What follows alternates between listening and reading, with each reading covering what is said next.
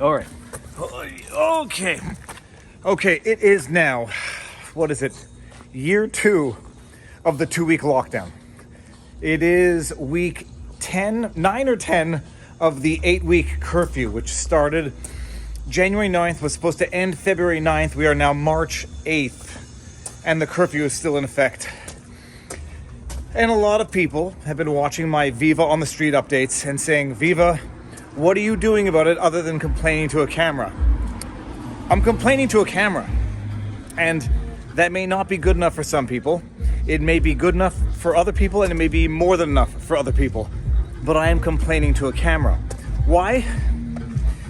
Because when it comes to what most people tell me, Viva, you should be out in the streets protesting, getting other people up in arms, yada, yada, yada.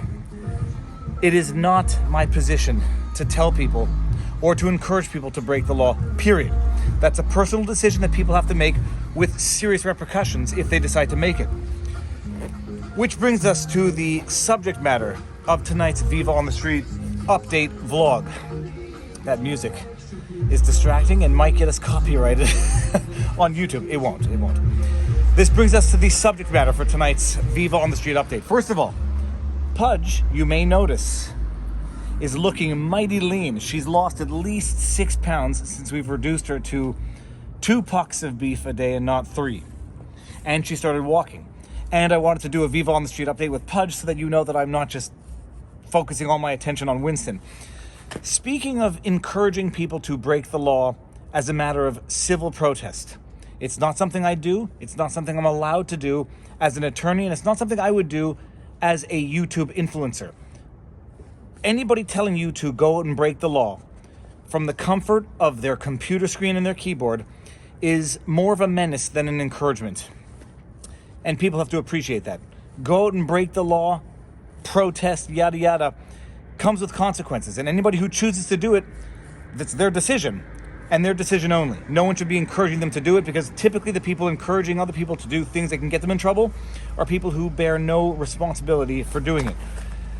Which brings us to our subject matter for tonight's Viva on the Street. Pastor James Coates out of Edmonton, Alberta, who has now, I think as of the date of shooting this vlog, been in jail, held in custody for over 2 weeks. It's 3 weeks, and it might be another 2 months until he stands trial. The story of James Coates, and people have been asking me to do this, and a Viva on the Street update is the perfect time to do it. He's a pastor of a church, and I think it's called Grace Life Church. I don't exactly know where it is. It's in Edmonton, Alberta. You look concerned? It's concerning. He's a pastor at a church who was conducting services that were not respecting the COVID regulations in Alberta, whatever they are. I don't know what they are, but let's just operate on the basis because it's consensus. He was not respecting the guidelines. Apparently, the churches have to be reduced to 15% capacity, and he, as a pastor of a church, under his religious beliefs, constitutionally protected under the charter, did not believe that he should be restricting or limiting other people's rights to practice their religion, and said, I'm not enforcing or restricting church services to the 15% capacity that are required under the COVID laws. All right. Apparently he got a $1,200 ticket, something along those lines. All right. Got the ticket and went back to conducting services. Then either was issued another ticket or a warrant was issued for his arrest, and he was told to turn himself in, which he did. And he was turned in. It was either on the first or second infraction. The details may or may not matter all that much. Was released on a bail term, which he did not sign, which said that he would have to respect social distancing COVID guidelines in order to conduct church service on a going forward basis. Didn't sign it, didn't respect it, and was told to turn himself in, turned himself in, and was told that he would only be released on the condition that he undertook, through his bail conditions, bail terms, to respect the COVID public health guidelines in Edmonton, Alberta. Funny thing, when I first told this to someone, name doesn't matter, someone who I trust and respect, and I told them the details of the story, and they said, well, what country is this happening in? And I said, well, just take a guess. And they said the US. I was like, no, not the US. And then they went far. North Korea, China. I said, no, this is happening in Canada. and they were flabbergasted. Now, there's a little more to this story than just somebody being jailed for for exercising their religious rights, which is how it goes in certain media. There's more to it, but not necessarily more that's going to change much to this. People are saying the pastor's jailed for exercising Christianity. Okay, this is more reminiscent of that story out of Dallas, Texas. Shelley Luther, who owned the salon, and she was operating, notwithstanding the lockdown measures at the time. And she refused to abide by the lockdown measures. She was issued a court order saying you have to stop operating under contempt of court, penalty of contempt of court, which is a penalty not for breaking the law, but for breaking the court order enjoining you to stop breaking the law. And it's like this catch-22. It's a catch, in that you're not being penalized for not breaking what might be an unconstitutional law. You're being penalized for violating a court order enjoining you to respect what might otherwise be a unconstitutional law. Which is not much different in this case, is that Pastor James Coates is not being jailed for violating the Emergency Health Act of Edmonton or Alberta. He's being jailed for not agreeing to certain bail terms, conditions of his release pending a trial on his accusation of violating the terms. So it's a distinction without a difference to some. It's a legal technicality to others. Is there someone behind us? There is someone behind us. Bottom line, Pastor James Coates, is being jailed now because he refused to agree to the terms of his release, which would have precluded him from conducting church services that did not respect the COVID bylaws. How's it going? So he is being jailed because he refused to agree to the bail terms that would have precluded him from conducting service under terms that did not respect the COVID guidelines, the public health guidelines in Edmonton, Alberta. So he has a religious conviction that these rules are unconstitutional. They violate his rights to practice religion and that of his followers to practice their religion in a manner that cannot be impeded and that must be constitutionally respected and protected. And he's been in jail for over 2 weeks, and he will be in jail until his trial, which is scheduled for May. And it is something of an outrage. It's something of, that's salt. It's something that one would never have thought would have been a subject of discussion in Canada.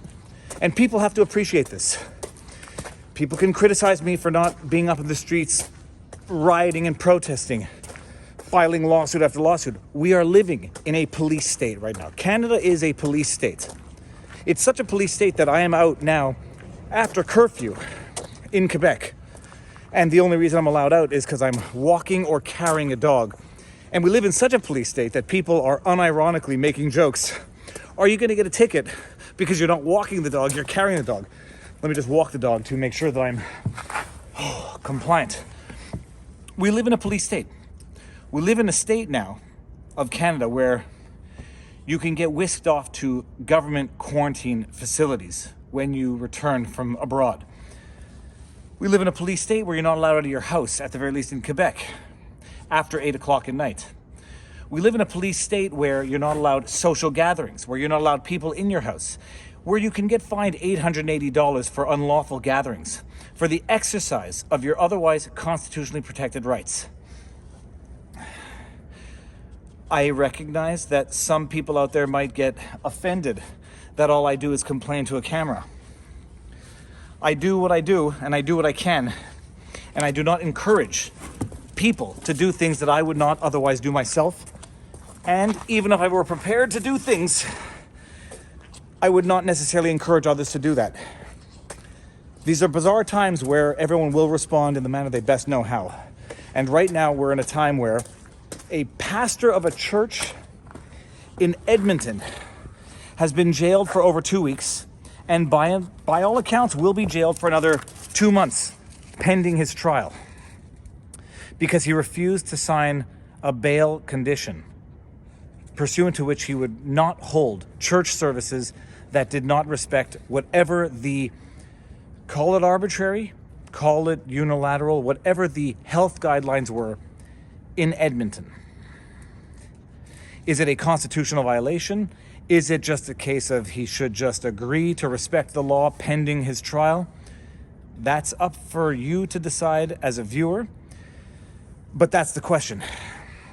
Now, incidentally, Rebel News, however you might feel about them, have been doing great coverage of this. Sheila Gunn Reid has done a bunch of stories on this. Ezra Levant, Rebel Media has been covering it. The JCCF, the Justice Center for Constitutional Freedoms, I did a live stream with John Carpe. He's not the lawyer involved in this file, but they are representing James Coates, and they are tremendously disappointed that a judge has confirmed that this pastor, a pastor of a church, will be jailed for upwards of 2 months pending his trial in May. They're devastated. But there are people who are, who are brave enough to suffer on their own, to make their own decisions, and to actually suffer as a result of those decisions. Look at this dog. How's it going? It's a good-looking dog. There are people who are brave enough to literally go to jail for months on end for what they believe in. There's others who are not. There's others who would not encourage others to do that. And then there are those who will just raise awareness by letting the world know what is going on in Canada. Our home and native land. Oh, yeah. Not so free anymore. Not so free and getting worse by the day. Getting worse by the day while the rest of the world seems to be getting better, but that's a separate discussion.